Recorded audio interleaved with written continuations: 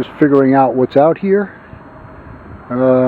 Took my Geek Contraption J-pole antenna on the back of my bicycle with a ham radio and actually participated in a net that was outside of Philadelphia. This is Wilmington, so that's a long ways away.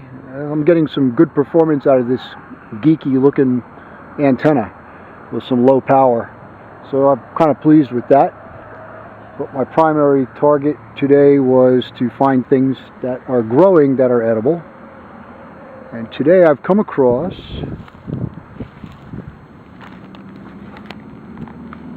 milkweed, Asclepias syriaca. And this is the young shoots, and this is where you'd want to collect a few of these, boil them in several changes of water, and eat them. This is, I always use Linda Runyon's wild cards, and I've got she shows an older plant. So what I need to do is I need to go back and look at another field guide and to study these a little bit closer. But I am quite positive that this is the Asclepias syriaca, and so I won't eat it until I fully validate what it is, because there is a look-alike plant around here with a skinnier stem, but the stem bifurcates instead of growing straight, and the leaves are much smaller. And this plant is poisonous. It's called Dogbane. I think it's Dogbane. I have to go look that up, but anyway, this is not the same thing, and I have some photographs of the other toxic plant that grows around here. So I'm going to snip off one of these and see if it does indeed bleed milky white sap. And actually I'll just take this guy right off here, and you can see right there why, yes, it does. Now the other part about it, of course, is that the Dogbane also bleeds off a milky white sap. So I'll take one of these plants. I won't take them all, because I don't want to be a piggy, and I want to try out the youngest shoots that I can, because this would be the most delectable eating.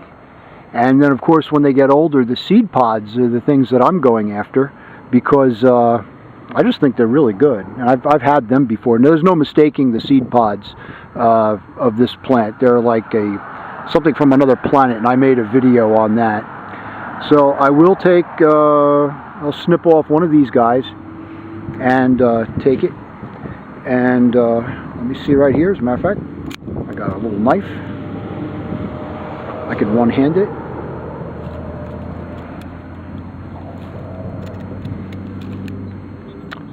And this guy's got a lot of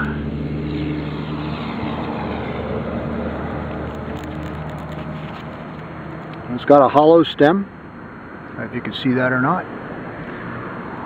And anyway, I don't want to edit this video and make it too long at the same time, but I'll just identify this one as a smooth stem with kind of little hairs on it, little hairs underneath.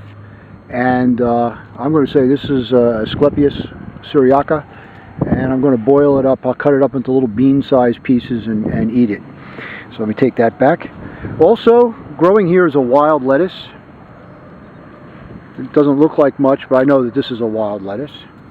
It's got the little spiny hairs underneath it, and I think that's called a Latuca cereola. If I could look that up too. But if I get that right, this also has got a milky white sap in it, but it's not related to this plant. I know that one very well. Anything else within eye shot of here? I should know what this is, and I don't, so I can't eat it. And I should know a couple other ones in here too. Of course, there'll always be a dandelion, but there's a lot of wild lettuce growing here with the little hairy spine on the back, and that's actually quite a good plant. That's also called a compass plant. For some reason, I think it always turns this way and that way. I've never seen it really done it, but I think it always faces some direction, maybe north, south, or something like that. when it gets taller. And up there, the yellow guy is a mustard, and you can see the mustards are all over the place. And that will conclude this part of it, and maybe I'll make a little cooking show on this particular plant. Thank you. And the guys are talking on the ham radio back there. That's pretty funny. Well, just for comparison, I went back to a batch of what I know to be Dogbane from before, because I know that this area grows a lot of Dogbane. So I'm sure that this is Dogbane. Now, is it different than the other stuff that I picked? You want to know something? I can't tell. And because I can't tell, I'm either going to have to consult a book for more information, or I have to not eat it. And the safest thing to do is to not eat something that you don't know what it is. So until I could more identify the other plant that I did pick, there's more down there. It's not the end of the world. So I'm not going to eat the what I thought was, or what I still think is, Asclepias syriaca, because it looks a whole lot like this Dogbane. And I know this is Dogbane because there was a whole bunch of that right in this location last year. And so, hey, you know, that's part of foraging. You have to understand what you got. Of course, there's a lot of roses here and a lot of other goodies too.